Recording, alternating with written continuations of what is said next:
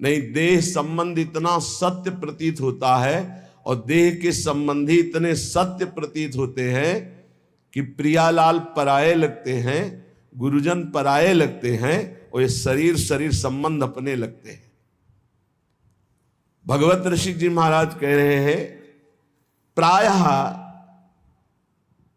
देही को देखे नहीं, जो देखे सो देह।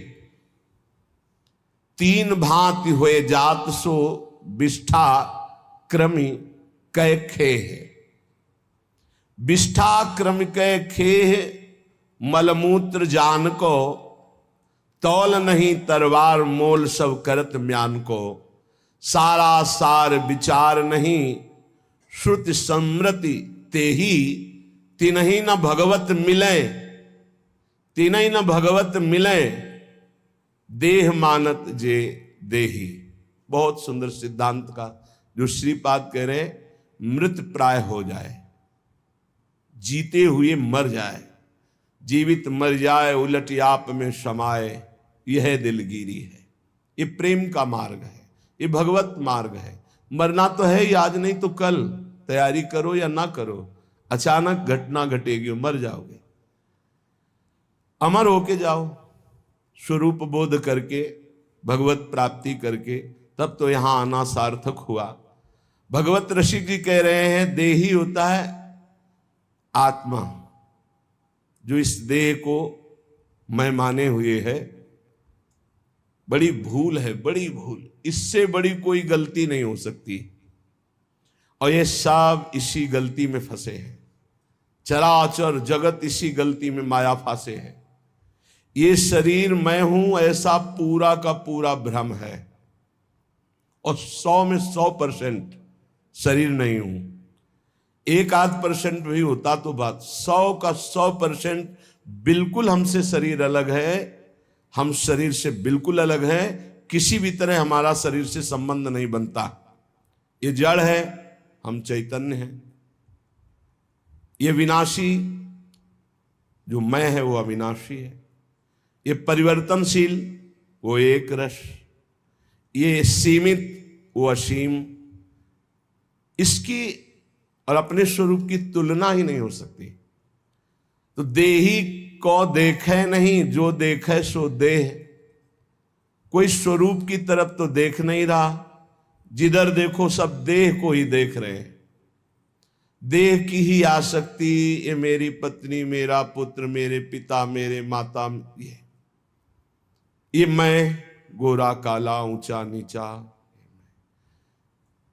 मेरा स्वरूप क्या है, इसकी तरफ कोई नहीं देख रहा, अपनी तरफ कोई नहीं देख रहा, देह की तरफ देख रहा। यही खास दुर्गति का कारण है। इसलिए हम कहते हैं कि आप अगरबत्ती ना लगाओ, आरती पूजा ना करो, चलेगा, आप नाम जप करो। अगर नाम जप करोगे तो सच्चिदानंद नाम है, वो आपको देह भाव से हटाकर स्वरूप में स्थित कर देगा। नाम जप करते हुए जब हृदय निर्मल होता है, अपने आप स्वरूप का बोध होने लगता है। वहां अकल नहीं लड़ानी पड़ती कि मैं शरीर नहीं हूं, मैं सूक्ष्म शरीर नहीं हूं, मैं कारण शरीर नहीं हूं। नहीं, जहां हृदय अंतःकरण निर्मल हुआ, अपने आप बोध होने लगता है। नाम जप, नाम जप, जितना नाम जप करोगे उतना हृदय निर्मल होगा, उतना ही शरीर आसक्ति हटती जाएगी। शरीर का राग हट जाना ही परमार्थ की सिद्धि है। यहां शरीर का सुख ही सिद्धि माना जाता है। मान सम्मान, खान पान, व्यवस्था, प्रणाम, नमस्कार, वाहवाही, यही अविद्या है, यही माया है। और इसी को हम भगवान की कृपा मानते हैं कि बड़ी कृपा है। ये कृपा नहीं, कृपा है कि शरीर और शरीर संबंधी भोग, मान, प्रतिष्ठा से मन उदासीन हो जाए। ये बहुत कठिन बात है। बिना भजन के नहीं होगी, बिना भजन के नहीं। भजन किए बिना आप चाहे वेदांत कंठस्थ कर लो, दूसरों को सुना लो, लेकिन स्वरूप बोध नहीं हो सकता। नायमात्मा प्रवचनेन लभ्या न मेधया न बहुना श्रुतेन। चाहे जितने बुद्धिमान हो, चाहे जितना सुन रहे हो, जब तक भजन नहीं करोगे तब तक बात नहीं बनेगी। देही को देखे नहीं, जो देखे सो देह। और ये देह क्या हो जाएगी? तीन भांत हुए जात सो विष्ठा क्रमिक खे। गाड़ देंगे तो कीड़ा पड़ जाएंगे, फेंक देंगे कछुआ मछली कौआ ऐसे खा करके विष्ठा बना देंगे, जला दिया जाएगा तो राख हो जाएगा। ये है इसकी अंतिम गति शरीर की। विष्ठा क्रमिक खेह गेह मलमूत्र जान को। इसको मलमूत्र बनाने का घर समझो। इसमें जो भी डालो, चाहे जितना बढ़िया जूस, चाहे जितना बढ़िया दूध, चाहे जितना पवित्र जल, वो मूत्र बन जाएगा। चाहे जितना सुंदर भोजन प्रसाद, वो सब मल बन जाएगा। बोले गेह मलमूत्र जान को। पर देखो ममता इसी से है, इसी से ममता है। भगवान कृपा करें इस शरीर से ममता हट जाए। भगवान कृपा करें इस शरीर के भोग विलास से रुचि खत्म हो जाए। बोले संसार के लोग तलवार का तौल नहीं करते, मोल करते हैं म्यान का।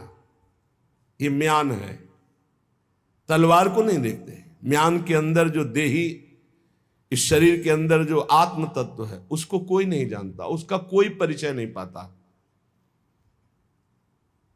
देखो आज जिससे आप प्यार कर रहे हो, चाहे पत्नी हो, पुत्र हो, माता पिता, कोई भी हो, जब वो आत्म तत्व अंतर ध्यान हो जाता है तो आप कितनी देर प्यार कर सकते हो? फिर नहीं कर सकते।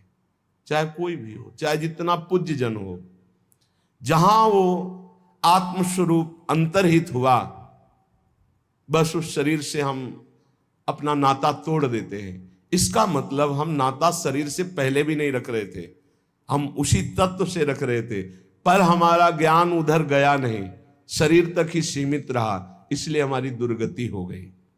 सारा सार विचार नहीं श्रुति समृति ते ही। सार असार का विवेक नहीं है, क्योंकि सत्संग नहीं हुआ। शास्त्र सम्मत, स्मृति सम्मत जो सत्संग है वो हमें प्राप्त नहीं हुआ, इसलिए विवेक नहीं हुआ।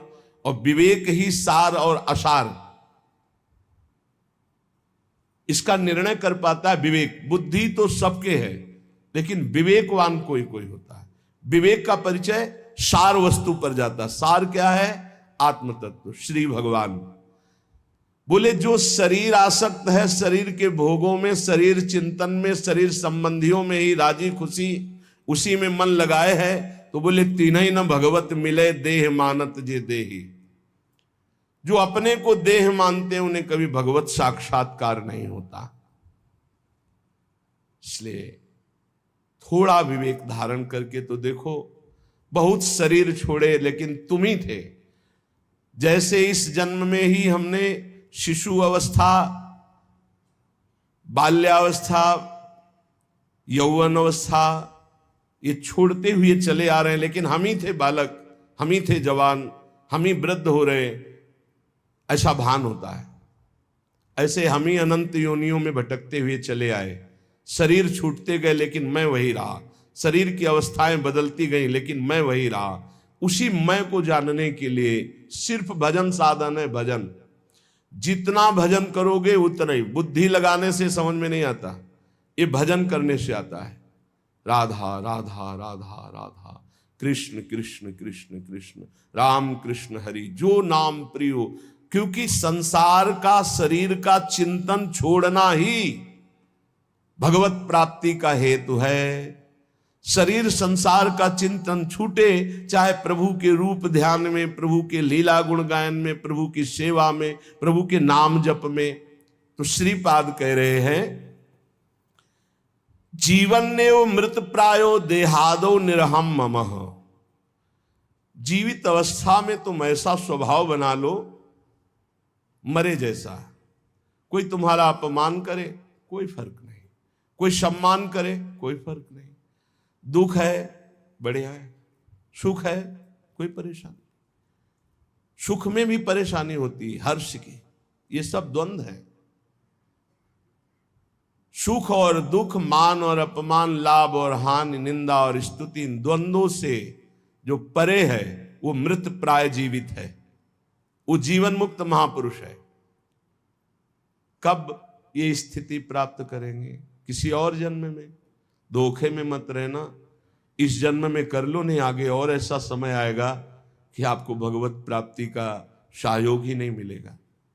मान लीजिए, जो आज के 30-40 वर्ष पहले बड़े बड़े महापुरुष थे, निष्ठावान, ब्रह्मबोध संपन्न, भगवत प्रेमी, वो अंतर ध्यान हो गए। कुछ ऐसे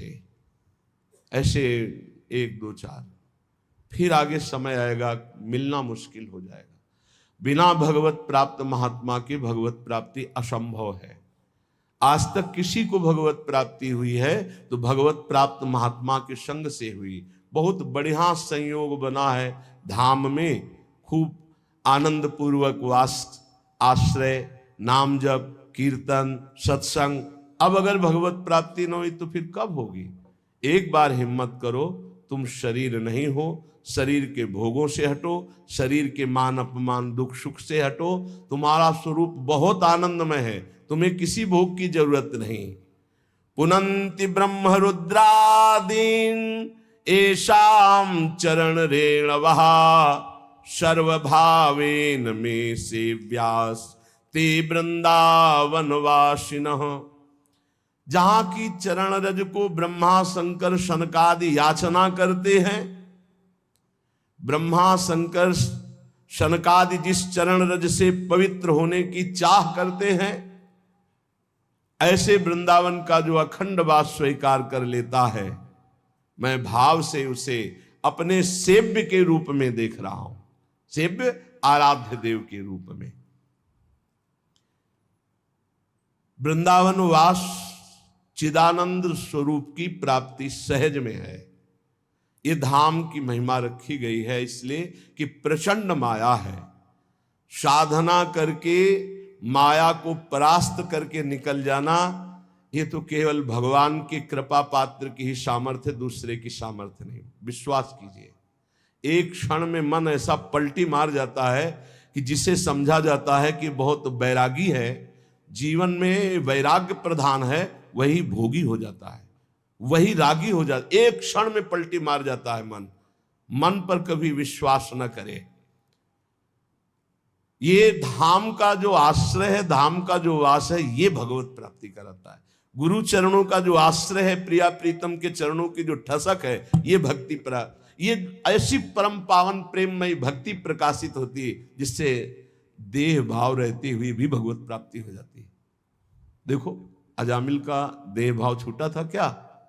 वो तो नारायण बोला पुत्र के बहाने, हुई ना भगवत प्राप्ति। ऐसे ही हम देह भाव युक्त हैं, पर राधा राधा राधा राधा बोलेंगे, निश्चित भगवत प्राप्ति हो जाएगी। ये नाम की महिमा है, ये धाम की महिमा है। पर इसमें है कि जो दुख सुख आवे, शिकायत मत करो प्रभु से। हम ये देखते हैं कि अपने लोगों की भक्ति स्वार्थी भक्ति है।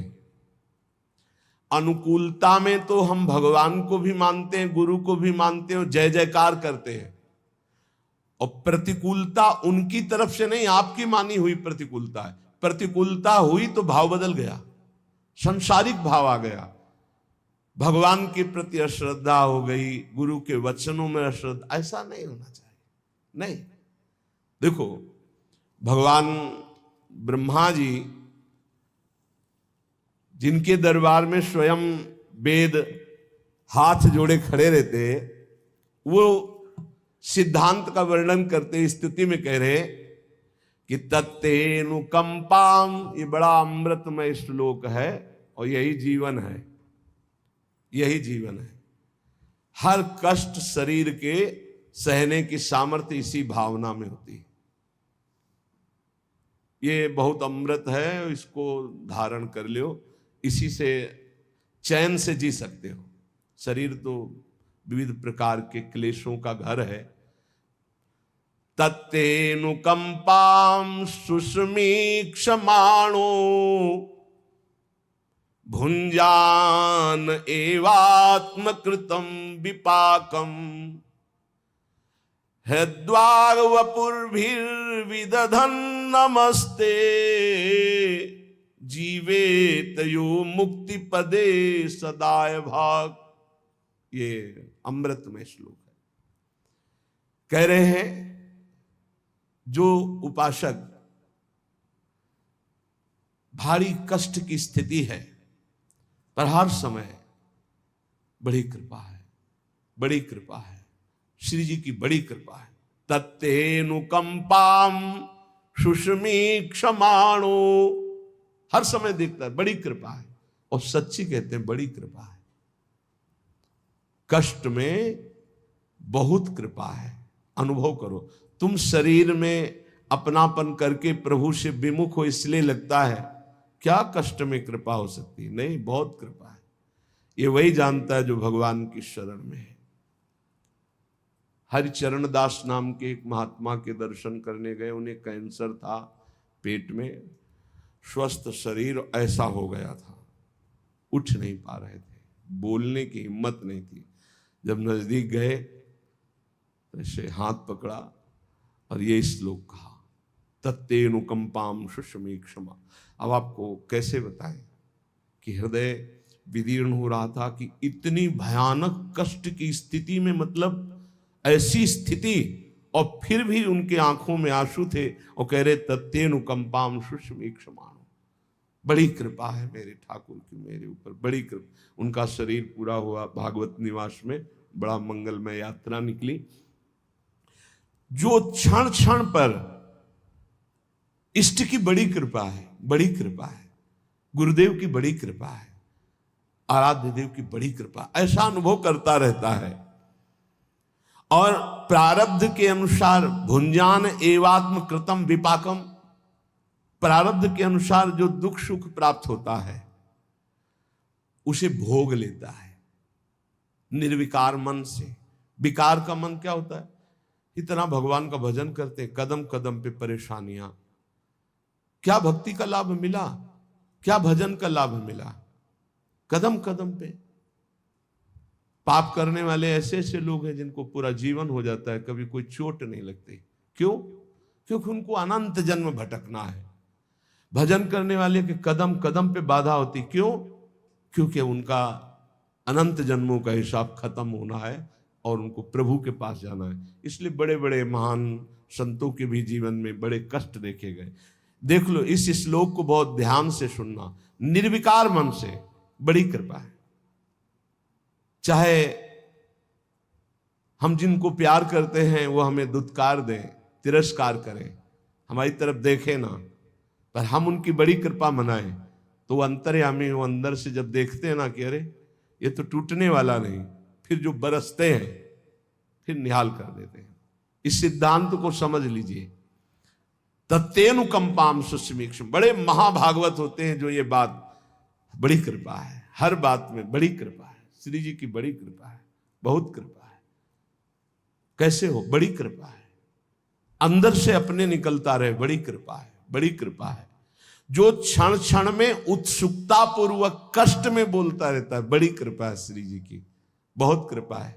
तो बोले बनावटी क्या बोले, कष्ट शरीर में, वो कह रहे बड़ी कृपा है। नहीं, आप श्री जी के हुए नहीं इसलिए आपको ऐसा लग रहा है। नहीं, आप जब देखोगे ना तो जैसे बाहर आग लगी हो और अंदर एसी रूम में आप ऐसे बैठे हो जहां आग का प्रवेश ही नहीं, तो आप क्या बोलोगे? बड़ी कृपा है। क्योंकि बाहर आग तुम्हें दिखाई दे रही, अंदर का वो आनंद रूम नहीं दिखाई दे रहा, जिसमें कहीं किंचन मात्र कोई शोक, कोई दर्द, कोई क्षोभ, कोई चिंता नहीं है, किंचन मात्र नहीं। ये तब होता है जब प्रभु के सिवा अपना कोई नहीं होता, तब ये रूम मिलता है। यही है, हृदय में ही है एक ऐसा रूम जिसमें किसी भी द्वंद्व का स्पर्श नहीं होता, मृत्यु का भी प्रवेश नहीं। नैनम छिन्नन्त शस्त्राणि नैनम दहति पावकः न चैनम क्लेदन्त्यापो न शोष्यति मारुता। बड़ा अद्भुत आनंदमय स्वरूप, क्षण क्षण में उत्सुकता पूर्वक कहता रहता है बड़ी कृपा, बड़ी कृपा। भीषण पीड़ा और कष्ट में भी प्रारब्ध के अनुसार जो दुख सुख आ जाए, मान अपमान निंदा स्तुति मिले, निर्विकार मन से भोग ले, कभी भगवान से शिकायत न करे। बड़ा मंगल विधान, बहुत बढ़िया सफाई हो रही, बहुत बढ़िया धुलाई हो रही। श्री जी के पास जाना है ना तो गंदे बन के थोड़ी जाना है। शुभ अशुभ ये दोनों गंदगी ही है, शुभ अशुभ दोनों गंदगी। श्री जी के पास चलने के लिए शुभ अशुभ दोनों नहीं चाहिए।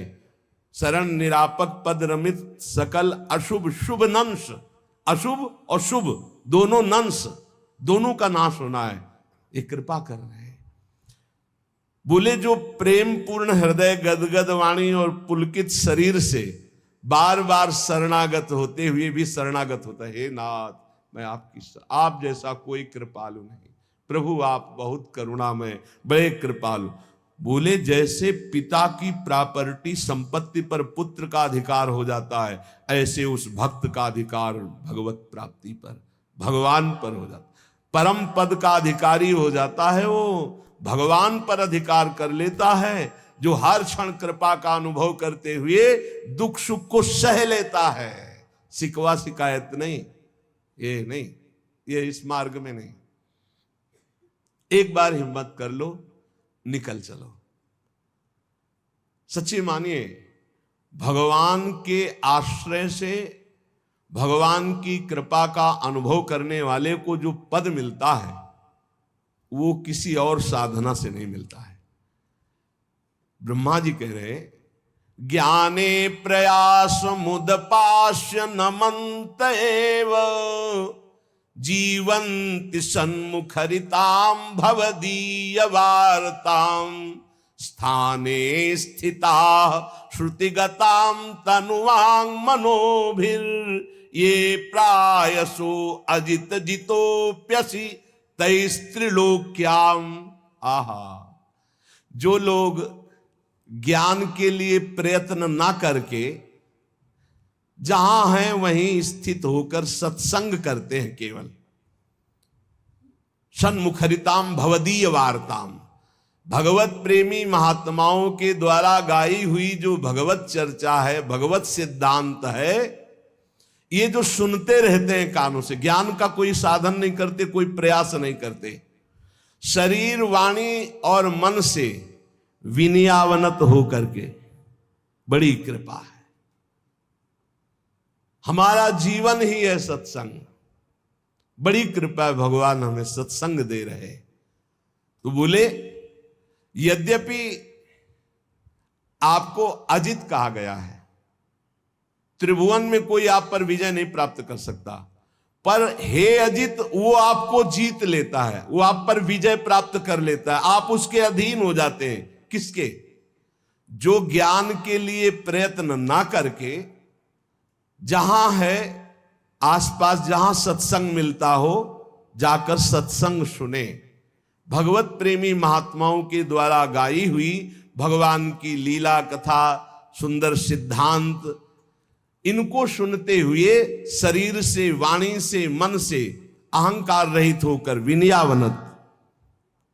तो बोले प्रभु यद्यपि आप अजित हैं, त्रिलोकी में कोई आप पर विजय प्राप्त नहीं कर सकता, पर हे अजित वो आपको जीत लेता है, वो आप पर विजय प्राप्त कर लेता है। श्रेया श्रुतिम भक्ति मुदश्चिते विभो क्लिश्यन्ति ये केवल बोध लब्धये तेषामसौ क्लेशल एव शिष्यते नान्यद यथा स्थूल तुषावघातिनाम। परम कल्याण का स्वरूप क्या है? श्रेया श्रुतिम भक्ति मुदश्चिते विभो, आपकी भक्ति परम कल्याण का मूल स्रोत है।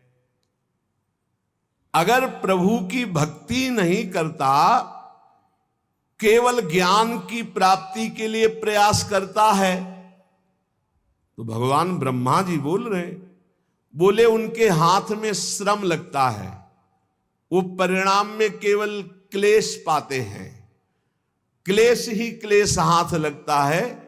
कैसे? बोले जैसे थोथी भूसी, जो धान होता है उसका चावल निकल गया तो जो बचता है उसे भूसी कहते हैं। भूसी कूटने वाले को केवल श्रम ही श्रम हाथ लगता है। ऐसे जो भगवान की भक्ति नहीं करता, नाम जप नहीं करता, भगवत आराधना का विरोधी भाव रखता है, तो चाहे जितना ज्ञान बघार ले, उसके हाथ में क्लेश ही क्लेश, श्रम ही श्रम रहेगा। वो जीवन मुक्त नहीं हो पाएगा, क्योंकि बोध होता है इष्ट कृपा, गुरु कृपा से। हे अच्युत, इस लोक में पहले बहुत से योगी हो गए हैं। ब्रह्मा जी ने देखा, क्योंकि उन्होंने सृष्टि रची है। और जब बहुत साधनाएं करके हार गए और देखा कि परमानंद की प्राप्ति नहीं हुई, तब उनको एक उपाय सूझा। लौकिक और वैदिक समस्त कर्म आपके चरणों में समर्पित कर दिए और आपकी लीला कथा नाम गुणगान में लग गए। जो ही लीला कथा नाम गुणगान में लगे, भक्ति का स्वरूप जागृत हुआ, तो उन्होंने परम पद की प्राप्ति कर ली। सार बात भगवान की शरण में होकर नाम जप करते हुए, सत्संग सुनते हुए, लीला गुण गायन करते हुए, हर क्षण चाहे जैसा दुख सुख की परिस्थिति हो, भगवान की बड़ी कृपा है ऐसा मनाते रहने वाले को ऐसे परम पद प्राप्त हो जाता है, जैसे पिता की प्रॉपर्टी पर, संपत्ति पर पुत्र का स्वतः अधिकार हो जाता है। भगवान, कितने आश्चर्य की बात है कि आप हैं अपने, आप ही अपने हैं, हमारी आत्मा है, पर लोग शरीरों को अपना मान रहे हैं और आपको पराया मान रहे हैं। आप देखो, हृदय से देखो, भगवान कोई पराये से लग रहे हैं। अपनेपन की पहचान क्या होती है? जब हम कहीं भी जाते हैं तो जिससे अपनापन होता है उसके लिए सुख की चाह होती है। जैसे हम बाजार गए, कोई अच्छी चीज देखी, तो जिससे हमारा अपनापन होगा अधिक, उसकी याद आएगी, ये अमुक वस्तु उसको बहुत प्रिय है, उसको ले चलते हैं। ऐसे हम भगवान के पास भी जाते हैं तो क्या मांगते हैं? जिससे अपनापन होता है उसी को मांगते हैं। हमारा बेटा ऐसा हो जाए, हमारे धन बढ़ जाए, हमारे ये हो जाए, वो। इसका मतलब अपनापन धन से है, पुत्र से है, पत्नी से है, संसार से, प्रभु से नहीं। प्रभु, कितने आश्चर्य की बात है कि आप हैं अपनी आत्मा, आप हैं अपने, पर लोग आपको पराया मानते हैं, शरीर और शरीर संबंधियों को अपना मानते हैं। और कोई नहीं हुआ, कभी नहीं हुआ हमारा। कितने जन्म व्यतीत हो गए, अब ऐसे ये भी जन्म व्यतीत हो रहा है प्रभु को अपना मानने के लिए।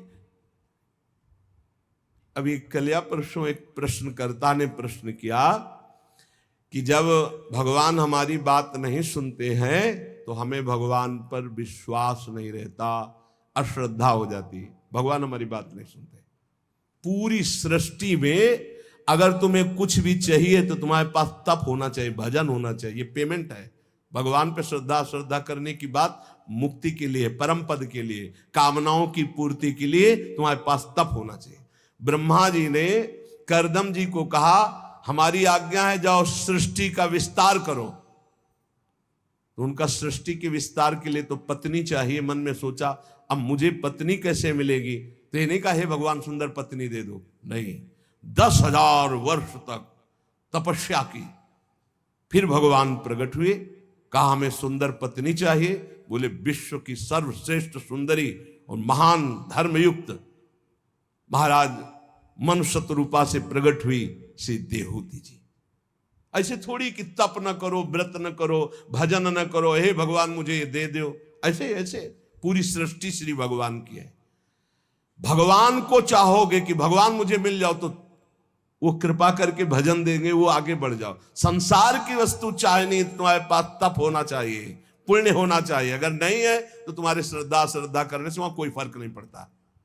खुली बात समझ लीजिए, तुम्हें अपनी कामना पूर्ति करनी तो सांगो पांग उतना तप, उतना भजन, उतना साधन होना चाहिए। नहीं है तो केवल अगरबत्ती लगाने से नहीं चल जाएगा। एक अगरबत्ती लगाओगे तो एक अगरबत्ती की पैकेट की व्यवस्था कर देंगे, एक पैकेट लगाओगे तो 100 पैकेट की व्यवस्था कर देंगे, 1 रुपया चढ़ाओगे तो 1 लाख की व्यवस्था कर देंगे। इतने धनी हैं। पर उसमें भी अपराध न बने तो, अपराध बन गया तो और हानि हो जाएगी। मान लो मंदिर गए, आपका दोष दर्शन हो गया, किसी की निंदा कर दी, सांगो पांग अनुष्ठान पूर्ण होने पर तब कामना की पूर्ति होती है। कितने आश्चर्य की बात है कि आप हैं अपनी आत्मा, पर आपको लोग पराया मानते हैं और शरीर आदि हैं पराये, यही भगवान की बड़ी माया है। ये बहुत प्यारा लगता है। इसको छोड़ने की बात आने पर देखो कैसा धक धक होने लगता है। अभी छोड़ने की बात सोचो कि ये छूट जाएगा तो कैसा लगता है। यार भगवान ऐसी कुछ कृपा करे कि ये अविनाशी हो जाए, ये न छूटे बस। और ये छूटेगा। भगवान ने अवतार लिया तब उनका शरीर छूटा तो तुम्हारा क्या बात है। भगवान ने जब दिव्य तनु धारण किया चिदानंद, तो वो भी अंतर ध्यान की लीला की कि नहीं की। तो फिर तुम्हारा पांच भौतिक तुम्हारा तो छूटेगा ही छूटेगा। तो जब छूटेगा ही तो पहले ही से छोड़ दो इसका राग, तो भगवत प्राप्ति हो जाएगी। प्रभु ये बाहरी खोज शुरू किए हैं, बाहर ढूंढ रहे हैं। और आनंद तो अंदर है, क्योंकि आप आनंद समुद्र हो। तो बाहर कितना भी भोग लो कभी तृप्ति होने वाली नहीं। तृप्ति तो तब होगी जब अंदर आओगे। अंदर हृदय में परमानंद स्वरूप भगवान है, तभी आनंद की अनुभूति होगी। तभी जैसे गोस्वामी तुलसीदास जी कह रहे, जाकी कृपा लवलेश ते मति मंद तुलसी दास हु, पायो परम विश्राम राम समान प्रभु नाही कहूं। प्रभु जब आपका कोई निरंतर भजन करने का प्रयास करता है तो आप उसके हृदय में स्फुरित होने लगते हैं। आप देखना, आप जितना भजन करते हैं तो कभी कभी आपके भावनात्मक छवि आती है, श्री जी की, लालजू की, प्रभु की। आप जैसे उपासक हैं, जिस कोटि का भजन है उस कोटि की झांकी आएगी। कल्पनात्मक जिसे आप कहते हैं वो है भावनात्मक, अचानक आती है, वही आकर्षण होता है। जितना आप भजन करेंगे उतने ही प्रभु नजदीक आते चले जाएंगे। वो कल्पना नहीं है, जो प्रभु आते हैं वो आते हैं। पक्की बात मानना। जैसे आपके भाव में दिखाई दे रहा है ललित त्रिभंगी, लालजू, प्रियाजू, जैसा भाव बन पा रहा है, बहुत थोड़ा थोड़ा दिखाई दे रहा है, तो वो थोड़ा थोड़ा भजन है, इसलिए उतना झलक रहे।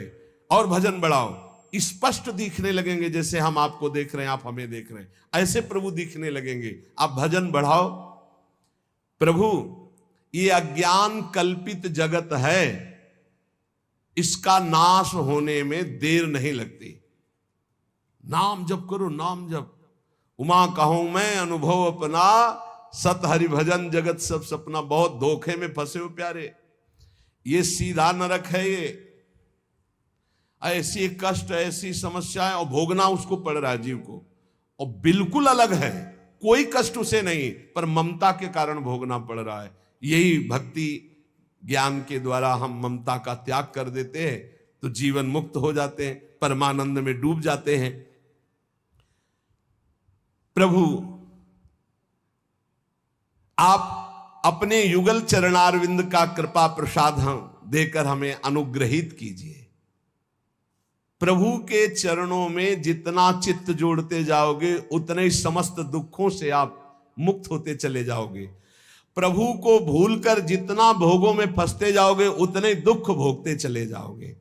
आद्य गुरु भगवान शंकराचार्य ये संसार न था, न है, न रहेगा, उड़ा दिया। न संसार था, न संसार है, न संसार रहेगा। सर्पादौ रज्जु सत्येव ब्रह्म सत्यैव केवलम प्रपंचधार रूपेण वर्तते तद जगन नहीं है। कैसे? बोले पहले प्रभु थे, बाद में प्रभु रहेंगे, तो बीच में क्या है? प्रभु ही तो है। जैसे कोई कह देता है अरे ये तो ज्ञान की बात है, तो भक्त अज्ञानी होता है क्या? गोस्वामी तुलसीदास जी को क्या दिखाई दिया पूरा संसार? सिय राम मैं सब जग जानी, करऊं प्रणाम जोरी जुग पानी। अपने को बहुत बड़े भक्त हम कहते हैं, हमें क्या दिखाई देता है? स्त्री पुरुष, अच्छा बुरा नहीं है, ये नहीं है। क्या है? गोपी जन के जित देखूं तित श्याम मई है। गोपी जन देख रही, जिधर देखो उधर श्याम सुंदर श्याम सुंदर, मत्ता पर तरम नान्यत किंचित अस्ति धनंजय। तो आद्य गुरु कह रहे हैं कि यदि आपकी दृष्टि में नानात्व तो दिखाई दे रहा है, स्त्री पुरुष अच्छा बुरा, ये नहीं है, ये पहले भी नहीं था और बाद में भी नहीं रहेगा, तो बीच में भी भास रहा है नहीं। पहले भी ब्रह्म ही था, भगवान ही थे, बाद में ही भगवान रहे, तो बीच में सब कुछ भगवान सच्ची मान लो। सब कुछ हम जिसे देख रहे हो भगवान ही है, केवल हमारी दृष्टि दूषित है तो हमें स्त्री पुरुष दिखाई, वो भगवान ही खेल रहा है इन सब रूपों में। जैसे कहा जाता है शरीर मिथ्या है, बिल्कुल मिथ्या नहीं है यार, कोई मिथ्या नहीं, कुछ मिथ्या नहीं। कैसे? ज्यों का त्यों, पंचभूत भी भगवान है ना, आप पढ़ के देखो विभूतियों में, तो ये पंचभूतों का ढांचा भी तो साक्षात भगवान ही है, सब रूपों में भगवान है। देखो दो पद्धति से ज्ञान प्राप्त किया जाता है भगवान का, अन्वय और व्यतिरेक। व्यतिरेक पहले ये नहीं क्योंकि हमारा राग है, और अन्वय ये है, और जब बोध होता है तो सर्वम खलमिदम ब्रह्म ने नानास्ति किंचन, सब कुछ प्रभु ही है। प्रभु कितना आनंद है, हम प्रभु से बात कर रहे हैं, हम प्रभु को देख रहे हैं, मेरे प्रभु इन रूपों में विराजमान, हर समय भक्त को परमानंद की प्राप्ति होती है।